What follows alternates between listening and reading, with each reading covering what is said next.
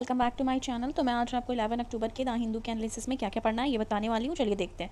पहले पेज पे आज ऐसा कोई न्यूज़ नहीं है जो हमें पढ़ने की ज़रूरत है, तो हम सीधा आगे आ जाएंगे। ठीक है, ये सारे पॉलिटिकल न्यूज़ हैं जो कि हमें नहीं पढ़ने होते हैं। श्री महाकाल लोक उज्जैन लोकार्पण, तो ये महाकाल से रिलेटेड मंदिर से है।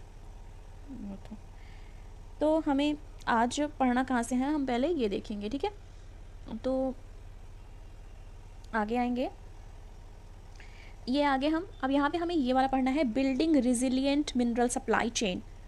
ठीक है, तो हमें ये वाला पढ़ना है, building resilient mineral supply chain. इसमें है in his independence day address prime minister Narendra Modi, ठीक है, एग्जॉर्टेड द कंट्री टू परस्यू आत्मनिर्भरता। तो आपको पता है आत्मनिर्भर भारत और आत्मनिर्भरता के बारे में बहुत दिन से बात चल रही है। Focusing on clean energy technology, ठीक है, फोकस हो रहा है क्लीन एनर्जी टेक्नोलॉजी पे। Concern over the pricing and availability of oil and gas in wake of Ukraine crisis, ये भी है। ठीक है, अब इसमें बात क्या की जा रही है, the fragility of clean energy supply chain obscure pathway for countries to reduce dependence on fossil fuels. अब इसमें एक चीज़ और जोड़ी जा रही है कि imported inflationary pressure through exposure to volatile oil and gas market also pose risk to micro economic growth. तो ये किस चीज़ को लेकर के रिस्क बता रहे हैं, micro economic growth and stability. ठीक है, और पर्टिकुलरली इंडिया में, और import dependent for around 85% oil and half of its gas need. ठीक है, तो ये है। अब इसमें there for securing access to key mineral such as lithium, cobalt, nickel, rare earth metals is critical for building resilient and indigenous supply chain for the clean energy technology. तो all about बात इसमें जो की गई है वो supply chain से related बात की गई है, जो कि हमको पढ़नी है अबाउट द सप्लाई चेन। ठीक है, सप्लाई चेन। और इसमें और भी क्या चीज़ें बताई गई हैं, जैसे यूक्रेन वॉर के चलते, यूक्रेन रशिया के कॉन्फ्लिक्ट के चलते फ्यूल प्राइसेस कैसे हाइक हो गई या कैसे उनकी ज़रूरतों को पूरा करना है। तो ये सारी चीज़ें भी यहाँ पे हमें पढ़नी है। ठीक है, ये वाले पे। उसके बाद हमें पढ़ना है Indian prison are stress to their limit. इसमें क्या है, in 2021 crisis was almost acute in Uttarakhand, Uttar Pradesh and Delhi, both the occupancy rate cross 180%। तो यहाँ पे ये बता रहे हैं, ठीक है, कि 2021 में जब क्राइसिस मोस्ट एक्यूट थी उत्तराखंड, उत्तर प्रदेश और दिल्ली में, और ऑक्यूपेंसी जो रेट है वो क्रॉस कर गई 180%। ठीक है, तो अब यहाँ पे देखते हैं पूरी बात क्या की जा रही है।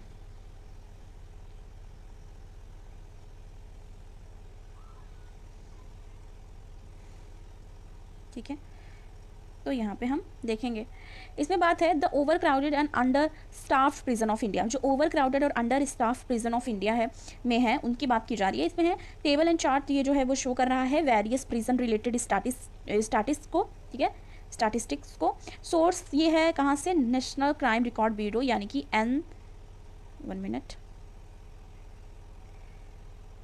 NCRB से सोर्सेज मिले हैं। NCRB से सोर्सेज मिले हैं। ठीक है, यहाँ मेंशन है। प्रिजन्स जो स्टैटिस्टिक्स इंडिया रिपोर्ट है उसमें बताया जा रहा है imbalance between prison availability and number of inmate has accused the occupancy rate surge from 112% to 130% past decade में देखा गया। ठीक है, और आउट ऑफ 36 स्टेट, मतलब 36 स्टेट और यूटी में से एनालाइज किया गया। और जो पीछे जो आवाज़ आ रही है उसके लिए सॉरी। तो इसमें है ऑक्यूपेंसी रेट जो है वो इंक्रीज हुआ है 26 of them in past decade, और 18 of them occupancy rate 2021 was more than 100%। ठीक है, तो ये ध्यान देनी है। तो इस जो चार्ट से वही चीज़ समझाने की कोशिश की गई है। जैसे इसमें इन्होंने बताया है कि चार्ट देखो, चार्ट 1 में क्या कह रहे हैं, चार्ट 1 में कैपेसिटी बता रहे हैं इंडियन प्रिजन की, नंबर ऑफ जो एक्चुअल प्रिजनर हैं, ऑक्यूपेंसी रेट जो है लास्ट डिकेड की वो बता रहे हैं। ठीक है, और यहाँ पे ये बात की जा रही है पैन इंडिया प्रॉब्लम की बात की गई है, ओवरफ्लोइंग जेल्स को लेके। ठीक है, as version in the last decade से ओवरफ्लोइंग जो जेल्स में देखी जा रही है सिचुएशन, उसको लेके बात की गई है। इसमें however was most acute in 3 northern state and UT. 3 northern state and UT में देखी गई है, जो कि कहाँ, उत्तराखंड, उत्तर प्रदेश एंड दिल्ली में। ठीक है, तो यहाँ पे क्या बात की जा रही है, in these 3 region occupancy rate cross, यहाँ पे ऑक्यूपेंसी रेट क्रॉस कर गई है कितनी, 180% थी 2021 में, मतलब प्रिजनर फॉर एवरी 100 ऑक्यूपेंसी। तो 100 ही वैकेंसी थी, सॉरी वैकेंसीज थी, जिसमें से 180 प्रिजनर थे, ठीक है। और ये भी देखा गया है जो तीनों ये रीज़न है, ऑक्यूपेंसी रेट रेंज कर रही है 60% टू 75% 2011 में थी, जो कि अभी बढ़ गई है। चार्ट 2 के बारे में ऐसे दिया गया है कि ये ऑक्यूपेंसी रेट जो दिखा रही है हाईएस्ट इंक्रीज दिखा रही है और दिल्ली में, ठीक है, कि कितना बढ़ गया है। मेजर साइड जो दिखा रही है जैसे observe in Chhattisgarh, Punjab, occupancy rate वहाँ पे डिक्रीज हुई है। तो इस तरह की बात यहाँ पे की जा रही है। Bangladeshi national dominate the foreign inmate population in India, most foreign inmates are lodged in West Bengal, prisoner as state share long border with neighbouring country. तो ये भी है। 3 क्या बता रहा है, ये बता रहा है वेस्ट बंगाल जेल जो है वो शेयर कर रही है टोटल फॉरेन प्रिजनर, ठीक है।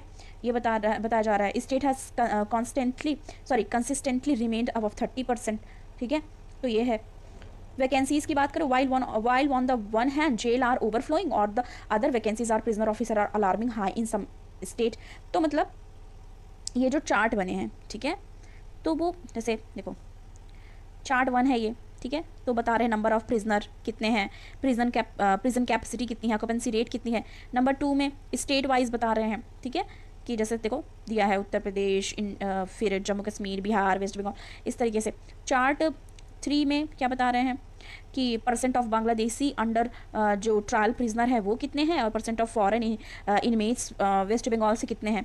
और इसमें ऑफिसर्स वैकेंसी दिखाया जा रहा है कि ऑफिसर्स वैकेंसी कितनी है, जैसे कि कुछ कुछ स्टेट की, उत्तराखंड की, छत्तीसगढ़ की, झारखंड, यूपी, महाराष्ट्र, हरियाणा, आंध्रा। तो यहाँ तक की चीज़ें मतलब पूरी एक्सप्लेन यहाँ पे की गई है। Indian prison are stretch to their limit, ठीक है। तो ये चीज़ है।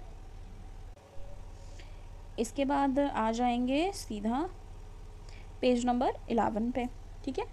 पेज नंबर 11 पे हम आ चुके हैं। इसमें हमें कौन सा पढ़ना है, ये वाला, throttled at the grass root how to strengthen decentralised governance, ठीक है। 1 मिनट, इसकी बात यहाँ पे की जा रही है, ठीक है। देखते हैं। It has been 30 years since 73rd amendment. तो बोला जा रहा है कि 30 साल हो गए 73rd अमेंडमेंट के।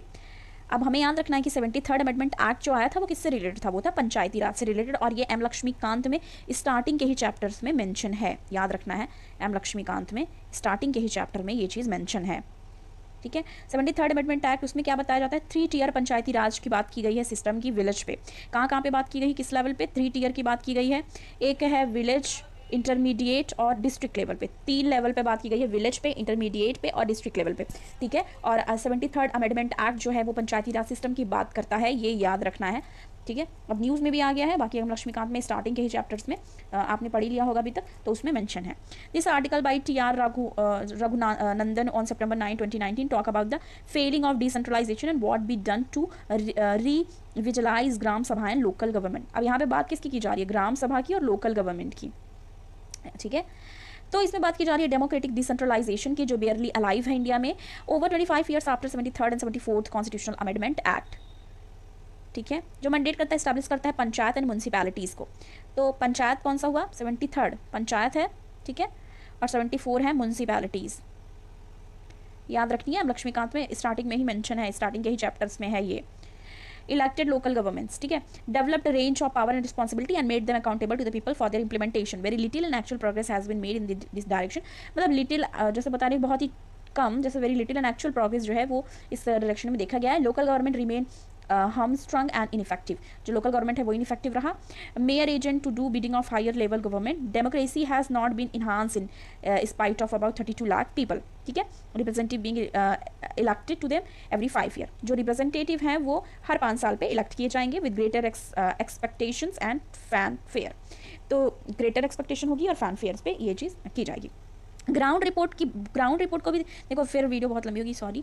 ग्राउंड रिपोर्ट को भी देखना ज़रूरी है, ये आपको पढ़ लेना है, ठीक है, अच्छे से, क्योंकि ज़रूरी है। ये हमारे सिलेबस में मेंशन है पंचायती राज सिस्टम से related, 73rd 74th amendment act से रिलेटेड, जिसमें म्यूनसिपैलिटीज़ और पंचायत की बात की जाती है। वो जो है वो क्लियरली मेंशन है। Downside of centralisation, on corruption, ठीक है। तो ये बहुत ज़्यादा इंपॉर्टेंट है, जो कि स्टैटिक डायमेंशन भी इसमें है, उसको भी ध्यान में देना है। और एम लक्ष्मीकांत में ये है क्लियरली मेंशन, वहाँ पे भी जाके आपको पढ़ना है, ठीक है। फिर आगे हम आ जाएंगे पेज नंबर 12 पे। पेज नंबर 12 पे हम आ चुके हैं। इसमें हमें पढ़ना है Pakistan to take part in closing ceremony of SCO anti terror exercise hosted by India. तो जो पाकिस्तान है वो भी पार्ट होगा, जो क्लोजिंग सेरेमनी होगी एससीओ में, एंटी टेरर एक्सरसाइज, जो कि होस्ट किया जाएगा इंडिया के द्वारा। ये मैंने आपको इतने दिन से लगातार बताया है कि एससीओ इस बार इंडिया होस्ट करेगी, तो वहाँ पे पाकिस्तान भी रहेगा, इस बारे में बात यहाँ पे की गई है। फिर पेज नंबर 15 पे हम आएंगे, ठीक है। पेज नंबर 15 पे कल मुलायम सिंह जो ये मुलायम सिंह यादव हैं, ठीक है, उनकी डेथ हो गई, तो ये तो आप सबने देख ही लिया होगा, ठीक है। आगे आएंगे पेज नंबर 15 पे, Fed ex chair Ben Bernanke shares Nobel with 2 other US economist. तो नोबल प्राइजेस मिली हैं, ठीक है, और ये नाम यहाँ पे इनका मेंशन किया गया है किनको मिली हैं, ठीक है। इनको बेन को और डगलस को और फिलिप एच जो ये हैं, इनको US federation reserve share academic expertise great expression of work reviving American economy. क्या किया था इन्होंने? रिवाइव किया था American economy after 2007 and 8 financial crisis के दौरान। इनको नोबेल प्राइज़ दिया गया है, ठीक है, economic science along with 2 other US based economist जो हैं उनके साथ, ठीक है। तो ये चीज़ याद रखनी है, सॉरी, कि 3 लोग को मिला है और इन्होंने अमेरिकन इकोनॉमी को 2007 और 8 का जो फाइनेंशियल क्राइसिस था, जो फॉल आउट हुआ था फ्रॉम बैंक फेलर, तो उसको रिकवर करवाया था, वहाँ पे अपना ग्रेट कंट्रीब्यूशन दिया था। उसके बाद इनको नोबेल प्राइजेस दी गई हैं, ठीक है। तो हाँ, मैं लास्ट में जब नोबेल प्राइजेस का पूरा हो जाएगा, अगर कोई भी मंथली मैगजीन में पूरा एक साथ कवर किया गया रहेगा, तो मैं वो पेज शेयर करूँगी, अलग से उस पर डिस्कस करूँगी, ठीक है। तो इसमें टेंशन लेने वाली बात नहीं है। आगे आएंगे पेज नंबर 16 पे। पेज नंबर 16 पे हम आ चुके हैं। इसमें हमें पढ़ना है स्पेस इकोनॉमी, ठीक है। स्पेस इकोनॉमी में टच $13 बिलियन बाई 2025। तो ये बताया जा रहा है कि स्पेस इकोनॉमी वो है जो टच कर सकती है कितना, $13 बिलियन 2025 तक इन स्पेस इकोनॉमी जो भी, ठीक है। तो यही बताया जा रहा है यहाँ पे अकॉर्डिंग टू किसके ज्वाइंट रिपोर्ट जो प्रिपेयर किया गया है EY और इंडियन स्पेस एसोसिएशन के द्वारा। तो उन्होंने ये चीज़ बताई है, apex industry association of space and satellite firm in the country. अब अकॉर्डिंग टू रिपोर्ट क्या बताया गया कि जो स्पेस लॉन्च सेगमेंट है वो ग्रो करेगा, ठीक है। CAGR of 13% spurred bye growing private participation, ठीक है, latest technology adoption and low cost of launch service. तो बस हमें मेन तो यही जानना था कि स्पेस इकोनॉमी जो है वो टच कर जाएगी $13 बिलियन बाई 20। अभी देखो लगातार स्पेस में साइंस टेक्नोलॉजी से रिलेटेड बहुत सारी चीज़ें हो रही हैं, तो ये ऑब्वियस है कि ये चीज़ें होंगी, ठीक है। ये वाली भी हमें पढ़नी है, हम इसको शॉर्ट नोट में भी डिस्कस करेंगे क्योंकि वीडियो लंबी हो गई। The adverse economic effect of festival, ठीक है, एडवर्स इकोनॉमिक इफेक्ट क्या रहा है फेस्टिवल का, तो हम ये चीज़ अपने शॉर्ट नोट में कवर करेंगे अच्छे से, क्योंकि वीडियो बहुत लंबी हो गई है एनालिसिस की, ठीक है, ये हमें देखना है। तो ये था आज का द हिंदू का एनालिसिस। वीडियो पसंद आए वीडियो को लाइक कीजिए, शेयर कीजिए, और चैनल पर नए हैं सब्सक्राइब करना ना भूलें। मिलती हूँ नेक्स्ट वीडियो के साथ। Thank you.